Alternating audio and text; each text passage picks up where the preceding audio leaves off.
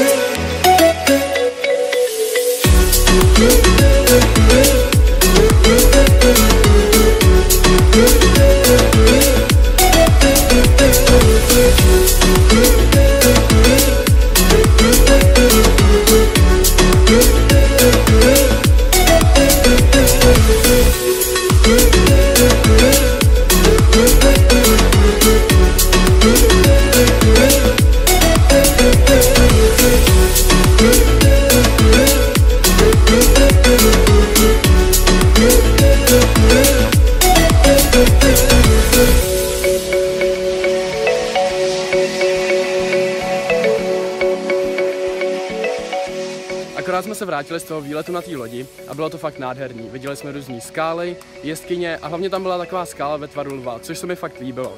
Navíc jsme si tam i zaskákali do vody, takže pecka.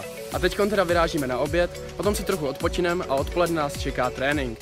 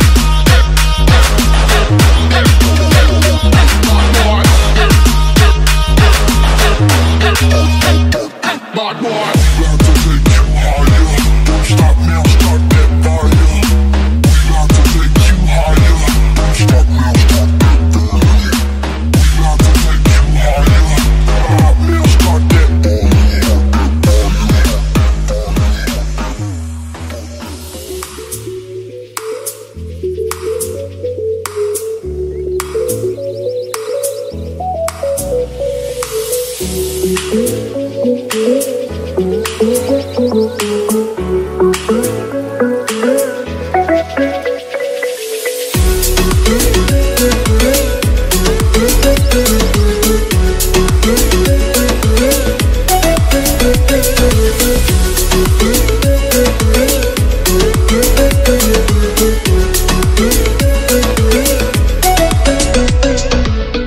jste mohli vidět, tak po tréninku jsme se ještě trochu zaposilovali, hlavně na hrazdě, a potom jsme se šli ještě vykoupat do moře. Teď už jdeme na večeři a po večeři si nejspíš ještě zahrajeme volejbal.